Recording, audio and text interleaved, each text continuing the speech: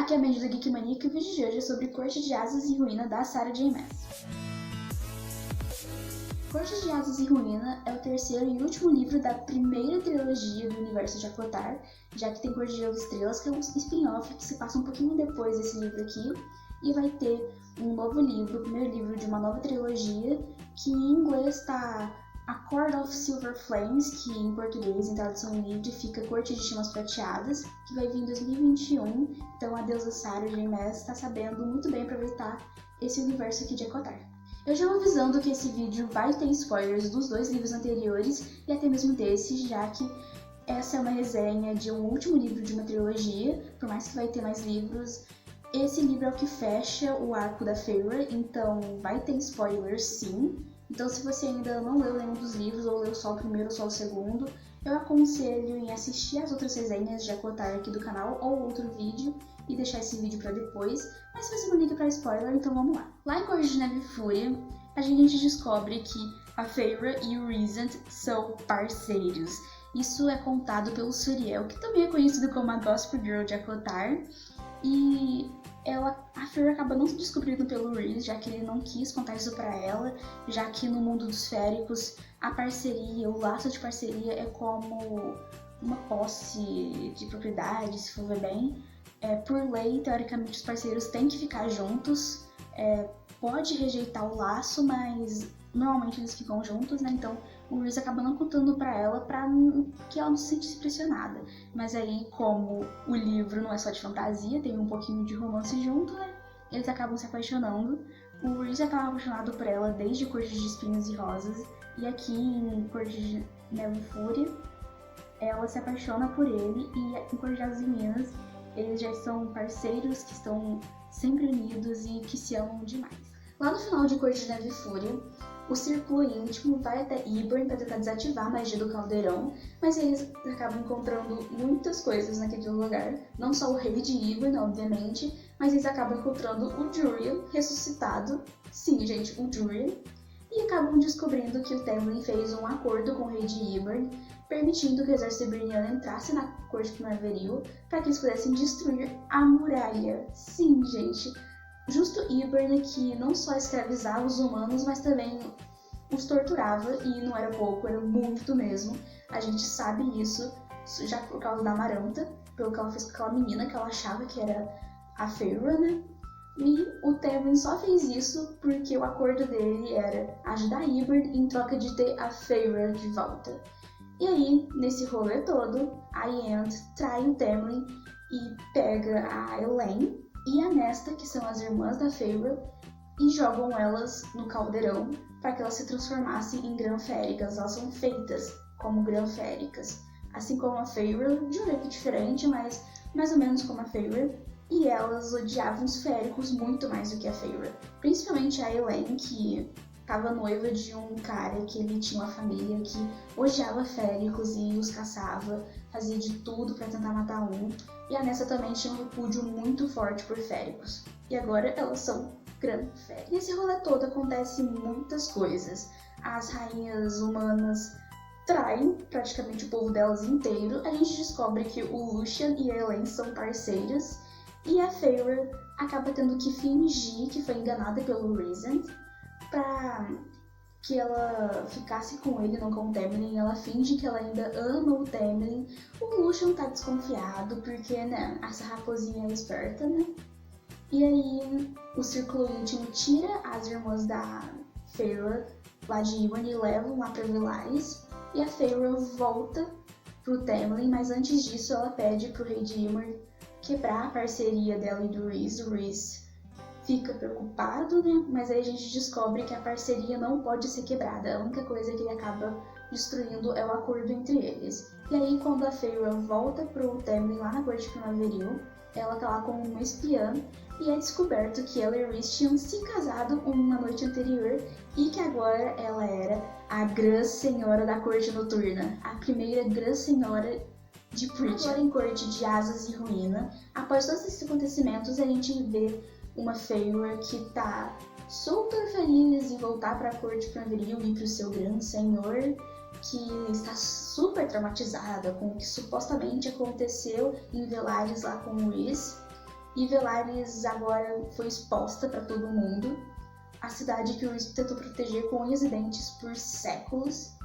E só que é tudo fingimento, gente. Ela não tá feliz nada. Ela tá louca pra voltar pro Rhys e pro todo o círculo íntimo, pra Velaris, pra casa dela, pra família dela. E ela tá louca pra botar fogo na Corte Marvel e principalmente no Grão Senhor, que a gente mais odeia, depois do Baron. Porque depois do Tamlin, o Baron é o pior Grão Senhor, sinceramente. Tem muita gente que julga a Feyre pelo que ela fez, mas ela não destruiu a Corte Marvel. Ela apenas mostrou pra eles quem o Grão Senhor deles realmente era, que era um cara negligente, abusivo e possessivo, e é o que ele é. Ela não destruiu a corte dele, as pessoas que viram quem ele era e simplesmente deixaram ele. E isso que acontece, ela instaura o caos na corte primaveril, ela coloca todo mundo contra todo mundo, ela até mesmo finge ter alguma coisa com o Lucien para que o Tamlin ficasse com muitos ciúmes e os dois ficassem um pouco um contra o outro, né? O Lucien, coitado, fica desesperado porque ele tá louco para encontrar a Elaine, que é sua parceira, e tá tendo toda essa situação de um suposto triângulo amoroso entre ele, o Tamlin e a Feyre. E eu admito que enquanto a Feyre ia fazendo isso, eu tava com muita dó do Lucien, tava super entendendo ela, mas isso me fez lembrar que lá no começo de Cor de Espinhos e Rosas eu até que shippei eles. E ela tava arrasando em todo esse caos que ela tava colocando na Corte Marvel até a chegada dos príncipes de Ybor, que são um casal de gêmeos, né? E o Julian, eles estão lá como os representantes de Ybor. E o Julian e esses príncipes, eles são personagens muito interessantes. Eu acho que eles são bem desenvolvidos e com exceção do Julian, que a gente tem às vezes um caso de amor e ódio com ele, esses príncipes de Ybor, o príncipe e a princesa de Ybor, eles são personagens muito bem desenvolvidos, eles te conseguem fazer odiá-los, mas o nosso ódio até que não dura tanto, porque a Feyre, quando ela finalmente foge da Corte Primaveril, depois de quase 70, 100 páginas, eu não lembro muito bem, ela mata eles para poder fugir da Corte Primaveril e voltar para Velaris, a sua casa. E aí, enquanto ela está fazendo isso, ela acaba encontrando a Yen e o Lucien. E se vocês leram um pouco de Corte de Neve e Fúria, vocês lembram que a Yen basicamente assediava o Lucien e ela estava quase abusando dele, ela tinha aprisionado ele e ela estava quase conseguindo o que ela queria, mas a Feyre usou os poderes dela de Daemati para fazer com que a Yen quebrasse e quase arrebentasse sua própria mão. E assim, ela fugiu com o Lucien. Ele só foi com ela, não porque ela é amiga dele, mas porque ele estava louco para encontrar a Elaine. E aí, eles matam essa nobreza de Ybor e fogem para Velaris.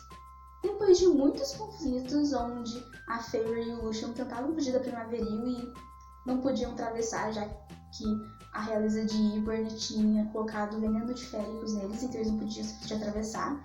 Eles estavam a pé praticamente. Eles tiveram que passar por várias cortes até finalmente conseguir chegar em Velaris, onde a Feyre finalmente se reencontrou com o círculo íntimo e o Rhys, e pôde voltar para Velaris, a sua casa. Mas como ela imaginava, uma hora ou outra ela tinha que ver as irmãs dela, e como ela também imaginava, elas não reagiram muito bem à transformação.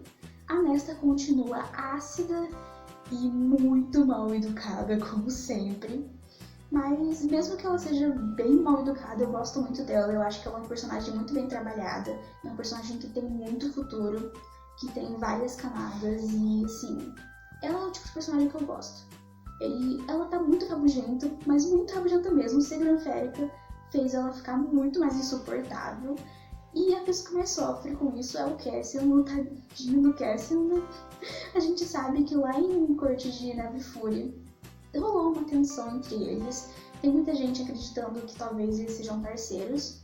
E eu sinceramente não gostaria disso, mas se não forem, eu queria que pelo menos a Sarah explicasse pra gente que os féricos não precisam todos serem parceiros pra se amarem e ficarem juntos. Mas assim, eles são aquele casal com gato que briga o tempo todo, mas a gente sabe que se ama, sabe? Já a Elaine ficou muito traumatizada, já que, como eu falei, ela estava noiva de um humano que odiava féricos e agora ela é uma. Então o casamento foi cancelado, ela tem um parceiro e ela não tá nem aí pra esse parceiro, ela não tá nem aí pro Lucien, novamente, coitado do Lucien. E ela ficou muito mal mesmo, ela começa a agir como uma planta.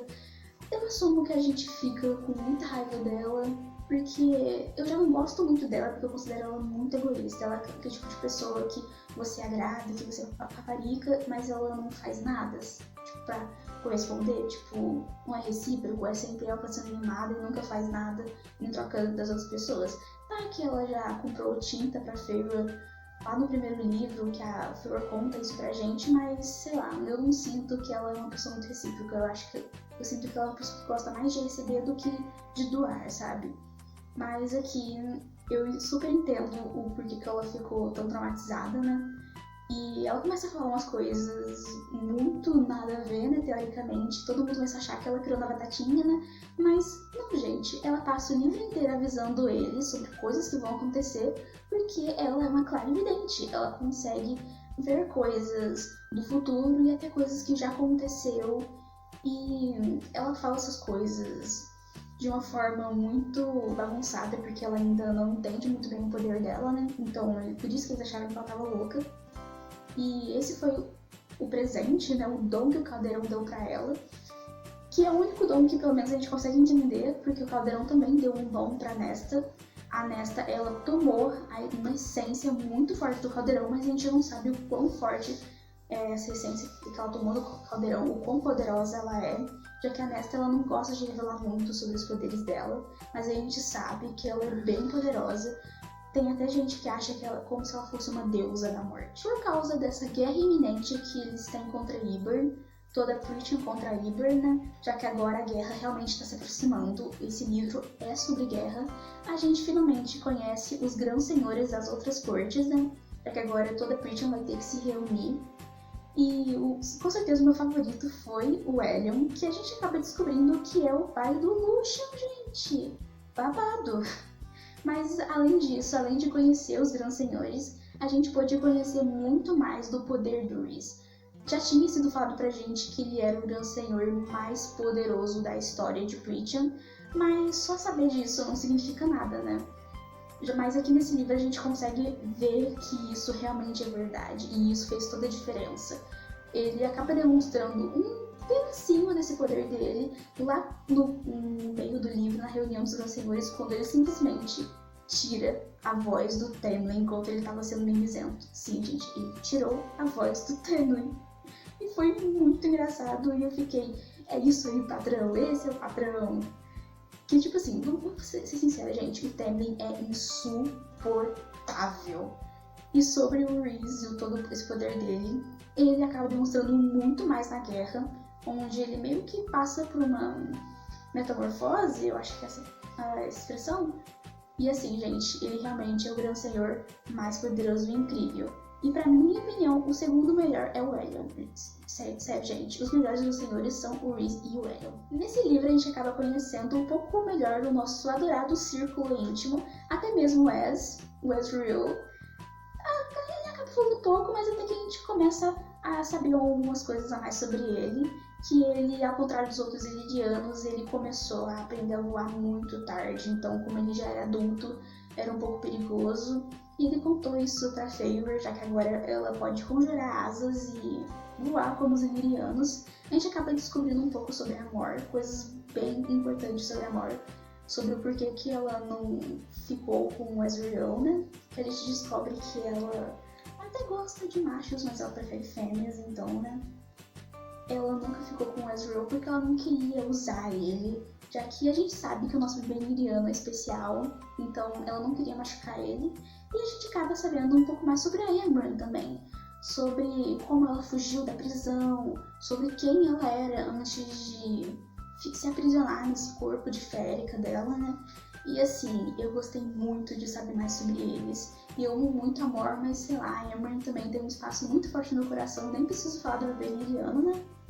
E assim, eu achei a história deles muito comovente e eu fiquei muito... Eu me simpatizei muito com a Mor e principalmente com a Ymran, porque ela era uma espécie de praga, se eu entendi bem. E aí, ao contrário da espécie dela, de um outro mundo, olha só se não é uma referência a uma possibilidade de Trono de Vidro e Acotar serem no mesmo universo, hein? a gente acaba descobrindo que ela tinha algo que a espécie dela não tinha, que era sentir interesses, curiosidade. E o que mostra que, mesmo antes de ser uma férica, ela era uma sonhadora. 3 criaturas são não apresentadas, mas se tornam vitais nessa história. 2 a gente já conhecia, que é o Enterrador de Ossos, que é um prisioneiro da prisão, né? Da corte noturna. E a Tecelã, que a gente conhece lá no segundo livro, onde a Feyre tem que roubar aquele anel que ela acaba descobrindo que era o anel de noivado, de casamento dela com o Rhys. Olha só, gente, a menina teve que roubar o próprio anel. A gente descobre, eu não lembro se foi no segundo livro ou nesse, mas a Tecelã e o Enterrador de Ossos são irmãos, né? Eles são uma espécie de deuses da morte, mas é apresentado pra gente uma nova criatura que fica na biblioteca de Velaris. E essa criatura, se não me engano, se chama Bryaxis. E o coitadinho do Cassian morre de medo dessa criatura, gente. Ele tem coragem de tudo. Tem coragem de levar vários foras da Nesta, de liderar o exército do Rhys, mas ele não tem coragem de chegar perto da Bryaxis, gente. Ai, Cassian. As criaturas se tornam bem vitais, como eu falei lá pro final do livro, já que eles vão participar dessa guerra contra Ybor. E o Enterrador de Ossos, ele acaba tendo uma importância um pouquinho maior, já que ele diz pra Feyre que ele só ajudaria eles se ela trouxesse um tipo de espelho que se chama Ouroboros. E aí todo mundo diz que sempre que você olha para esse espelho você fica louco, mas não é exatamente que você fica louco. Ao olhar para o espelho você vê toda a sua essência, você vê tudo sobre si. E não é só as partes boas, são as partes ruins. Você se conhece de verdade, você acaba tendo que assumir os seus demônios, quem você realmente é por completo. E aí a Feyre, ela acaba pegando esse espelho, acaba encontrando tudo dela mesma e acaba aceitando ela mesma. E a gente descobre que isso era só um teste. O Enterrador de Ossos só queria saber se a Feyre era corajosa o suficiente. E ele não é importante só por causa disso, mas porque ele se apresenta para cada pessoa de um jeito diferente. Se eu não me engano, o Rhys, ele vê o Enterrador de Ossos como o Julian, já que o Rhys e o Julian estavam juntos na guerra, né? Eles batalharam juntos, eles eram aliados. Mas para Feyre ele se apresentava como um menino de olhos azuis e cabelo preto. E a gente descobre que ele só se apresentava desse jeito porque ele era um tipo de reflexo do futuro filho de Phasant. Uma possibilidade, quando a Feyre percebe isso e conta pro Rhys, é um momento muito... nem sei expressar o quanto foi fofo, de certa forma, saber sobre isso. E sério, eu quero muito um bebê da Feyre e do Rhys. E, bom, sobre essas criaturas, eu gostei muito dessas criaturas, né, da Bryaxis, da Tecelã e do Enterrador de Ossos, mas sinceramente eu queria saber mais sobre eles, eu queria que eles tivessem sido mais explorados, tipo, saber de onde eles vieram, quem eles são. Então, eles são importantes, mas a gente acaba sabendo quase nada deles, então é uma coisa que eu queria que a tia Sarah J. Maas tivesse contado mais pra gente. Esse livro é muito bom e fluido, não tão fluido quanto Corte de Neve e Fúria, que é o meu favorito da trilogia. Eu ainda não li Corte de Estrelas, mas olha, vai ser difícil conseguir ser compatível com Corte de Neve e Fúria, que é um livro muito bom. Mesmo que tenha 600 páginas, eu li em uma semana, gente. Corte de Asas e Ruína eu demorei um pouco mais porque eu queria absorver tudo, saborear cada palavra, sabe? Mas Corte de Neve e Fúria é realmente o meu favorito. E por mais que o Corte de Neve e Fúria seja meu favorito, o Corte de Asas e Ruínas é muito bom. As cenas de batalha são muito empolgantes, são muito eletrizantes. Eu fiquei com o coração pra fora o tempo inteiro, porque, gente, tava saindo pela minha boca do tanto que eu tava ansiosa, nervosa com tudo que tava acontecendo. Eu acho a descrição da tia Sarah J. Maas sobre as batalhas muito boas. E eu também gosto muito que a Feyre consiga admitir que ela não consegue acompanhar tudo na batalha, que ela não consegue participar muito bem. Esse livro teve muitas mortes, sério, gente, teve muitas mortes de todos os tipos. Tem as que te deixam com o coração partido, que te deixam muito mal, que é a do Suriel, por exemplo, que tinha uma conexão com a Feyre. Ele não só contou pra ela que ela era parceira do Rhys, mas também falou pra que ela ficasse com o Gran Senhor, né? Só que a burrinha, em vez de ficar com o Rhys, ficou com o Penman, né? Ai, Feyre que não sabe entender o que as pessoas falam. Mas tudo bem, deu tudo certo no final. Mas assim, Eu chorei muito com a morte do Suriel, já que ele era um sonhador, ele sonhava com um mundo melhor e ele acreditava que a Feyre tinha o potencial de melhorar o mundo, então eu praticamente abri a boca com a morte dele. E tem mortes que te deixam super felizes, como a morte da Yent, apesar de que eu não sei, algo me diz, eu não sei, não confio muito bem que ela seja morta. Eu preferia que tivesse sofrido mais e que tivesse corpo, não sei. Tenho medo dela não estar morta. Mas também tem uma pessoa que obviamente está morta, que é o rei de Hibern, que assim, foi tarde. Foi bem tarde. E também tem uma morte que é de destruir o coração de qualquer leitor de ACOTAR, que é a morte do Rhys. Mas fiquem tranquilos, calma, fiquem tranquilos, porque ele é ressuscitado, assim como a Feyre foi ressuscitada lá em Corte de Espinhos e Rosas. Ele é ressuscitado por um grão de vida dos Grandes Senhores, até mesmo do boss do Temmen, até mesmo o boss do Temmen salvou o Rhys, gente. A Feyre, ela que deu o grão de vida da parte da Corte Noturna, né? E aí todos eles ressuscitaram o Rhys, mas sinceramente eu fiquei com medo, tipo, eu sabia que ele seria ressuscitado, mas na hora eu fiquei com um baita de um medo do Temmen não querer salvar ele, sério, eu fiquei com muito medo, mas o Temmen falou, seja feliz, Feyre, e deu tudo certo. E aí teve um momento que, por mais que seja meio Romeu e Julieta, foi muito fofo que o Rhys e a Feyre falaram que cada um deles sentiram que o seu mundo estava indo embora ao ver cada um deles morrer. O Rhys viu a Feyre morrer em Corte de Espinhos e Rosas e sentiu que ele estava indo junto e segurou ela pelos poderes dele, né? E a Feyre fez isso com ele também, aqui em Corte de Asas e Ruína. Ela tentou o máximo segurar ele. E agora eles acabam falando no final que se eles forem morrer, que era pra eles morrerem juntos, que eles não saberiam viver sem o outro, ainda mais que eles são parceiros, então eles realmente seriam destruídos com a morte um do outro. Mas assim, por mais que foi um momento muito bonito, muito fofo, gente, por que o Rhys se sacrifica o tempo inteiro? Ele ficou 50 anos sendo estuprado pela Amaranta e ficando sem a família dele por 50 anos e agora ele quer se sacrificar mais, é incrível. Ninguém pode sacrificar, só ele. Essa é uma coisa que a gente se irrita com isso, a gente se irrita com ele, mas a gente ainda ama ele. Olha só, não joguem hate em mim, mas eu vou fazer uma crítica construtiva aqui rapidinho sobre essas mortes. Tem outras mortes, além das que eu falei, obviamente, né? Não foi só essas pessoas que morreram, teve algumas outras mortes, mas sim, não me julguem, não me joguem hate em mim, mas como o livro se tratava de uma guerra, eu senti que não morreu gente suficiente. Tipo, claro que eu amo todos eles, todo mundo ama a maioria dos personagens, né? Mas não sei, por ter sido uma guerra, eu senti que deveria ter morrido mais gente. Tipo, pessoas importantes mesmo. Eu não senti que as pessoas que morreram eram realmente importantes. Tipo, óbvio que eu chorei com algumas mortes, né? Mas assim, pra uma guerra eu devia ter morrido mais gente. Pelo menos as pessoas importantes, pra impactar mesmo, sabe? Mas eu acho que porque a tia Sarah J. Maas se apegou muito aos personagens e ficou com medo de fazer isso. Mas também eu acho que ela não matou alguns personagens agora porque ela tá planejando coisas pra eles no futuro, né?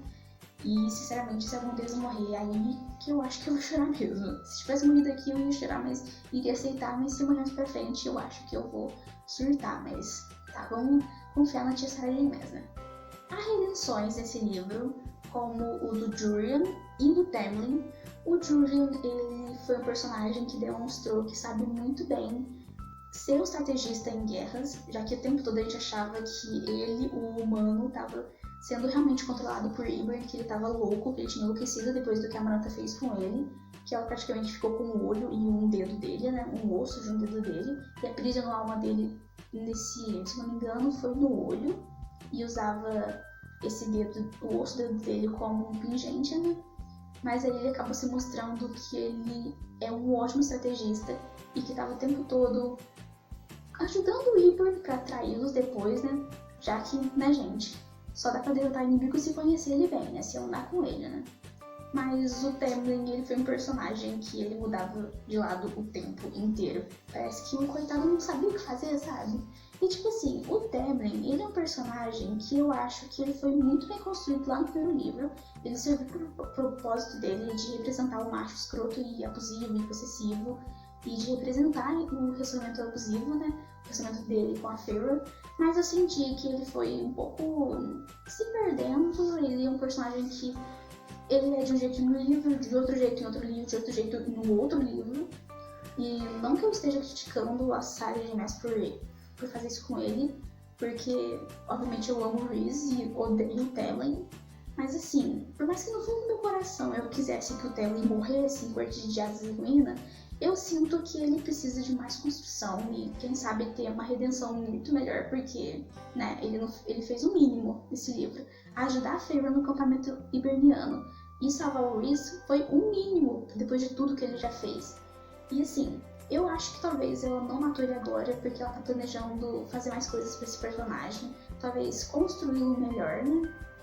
E, assim, talvez mais pra frente a gente tenha alguma narrativa, ou não um livro inteiro, como Torre do Alvorecer, que se eu não me engano é um livro do Chaol. Eu nem li Trono de Vidro já sei que Torre do Alvorecer é um livro do Chaol, né, gente? É difícil ser fã da Sarah J. Maas e não pegar spoiler. Sério, gente, é muito difícil. Mas assim, eu acho que ainda tem chance de a gente saber a história do Tellen pela perspectiva dele, não só da Feyre e do Reese. Porque assim, por mais que a gente ame a Feyre e o Reese, eles não sabem tudo sobre o Tellen. Então, às vezes, pra gente entender melhor o personagem, é só vindo dele mesmo. E sobre a Elaine, eu não sei o que sentir sobre ela. Porque lá no começo eu gostava muito dela, apesar do que ela e a Nesta faziam com a Feyre, né? Já que elas eram as irmãs mais velhas e deviam entender que elas estavam falidas e que tinham que ajudar em casa, né? E a Feyre que estava fazendo isso. Mas aí depois eu comecei a não gostar tanto assim dela, porque ela é uma personagem que ao mesmo tempo que eu consigo sentir empatia por ela, não dá tanto tédio, porque ela é tão sonsa, gente, mais do que é possível. Eu acho isso muito suspeito. Quando o personagem é bonzinho demais e sonso demais, eu desconfio muito, gente, porque sério, não é possível que alguém seja tão sonso assim. Mas ela vai se construindo e amadurecendo do jeitinho dela, né? Ela acaba demonstrando uma certa voz uma hora ou outra.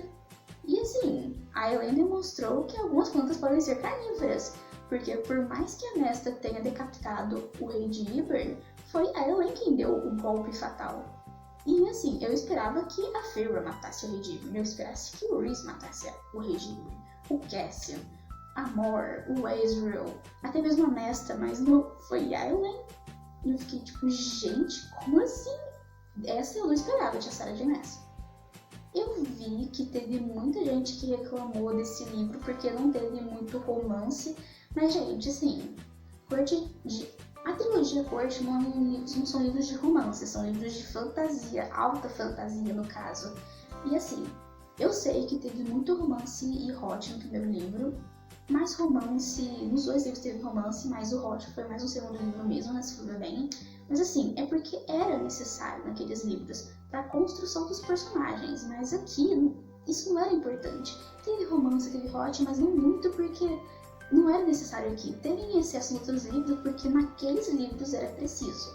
Aqui não. Tanto que o livro, a sigla desse livro, que é Akal War, é o que mais faz sentido, já que War é guerra em inglês, né? Então faz super sentido. Então esse livro não era para ter romance e hot em excesso. Era para ter estratégias, conflitos e a batalha em si. Corte de Asas e Ruínas é um pouco arrastado, eu admito, não tanto quanto Corte de Espinhos e Rosas, mas é meio arrastado. Já que o segundo livro, no caso, eu li em uma semana de tão fluido e divertido que ele é. Já Corte de Asas e Ruínas acaba sendo um pouco arrastado, um pouco complicado de ler, mas porque tem muita política, tem muita estratégia. E o clima é um pouco pesado, já que vai acontecer uma guerra, né, gente? Então ele é um livro que você deveria ler com mais calma. Claro que se você quiser ler em um dia, em uma semana, esse critério é a sua forma de ler, né? Mas eu sou uma pessoa que gosta de ler com mais calma para poder absorver tudo, entender tudo, processar tudo, né? Então, por isso que eu demorei tanto. Mas eu demorei um pouco, mas não tanto quanto eu demorei pra ler Cor de Espinhos e Rosas. Acho que eu levei 3 ou 4 meses pra ler Cor de Espinhos e Rosas. E ele que é só 400 páginas. Corte de Asas e Ruínas eu levei quase 2 meses e é 600, gente. Olha só como que páginas não contam em nada, mas sim a história. Esse livro fecha muito bem o arco de Phasm, né? Eu sei que o arco deles vai continuar sendo contado nos próximos livros, como Cor de Gelo e Estrelas. Eles ainda estão como os protagonistas, né? E provavelmente vai ter muito mais sobre eles nos próximos livros, né? Na próxima trilogia ou qualquer outro livro que tem desse universo, né?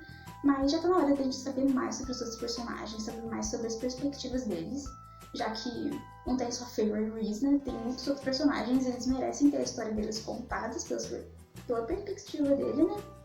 E eu acho que esse livro abre muitas oportunidades, principalmente pra Nesta e pro Cassian, né? Já que tem toda essa tensão entre eles, a Nesta, ela fica bem destruída no final desse livro, bem traumatizada por causa da morte do pai delas, né? De ver que ele finalmente estava lutando por elas e muitas outras coisas que a Nesta não conta pra gente, já que é uma personagem muito fechada. Então, tanto o Cor de Gelo e Estrelas quanto o livro de Nessian, né, abre caminho para contar mais sobre a história deles. E eu tô muito ansiosa para ler Cor de Gelo e Estrelas e A Court of Silver Flames. E assim, esse livro já é um dos meus favoritos. Tanto esse livro em si, quanto a série, que é muito boa. Eu quero continuar lendo os livros da série de Mesa. Eu quero ler Trono de Vidro, que eu sei que é muito grande, principalmente o último livro, que tem 900 páginas. E eu também quero muito ler Cidade da Lua Crescente, porque assim, a tia Sarah J. Maas já conseguiu conquistar meu coração, porque a narrativa dela é sempre muito, mas muito boa. Bom, pessoal, espero que vocês tenham gostado. Não se esqueçam de se inscrever no canal se você for novo por aqui e ativar o sininho para receber notificação quando tiver um vídeo novo. Compartilhe com os amigos pelas redes sociais, inclusive me siga lá. Até a próxima aí. Tchau, tchau!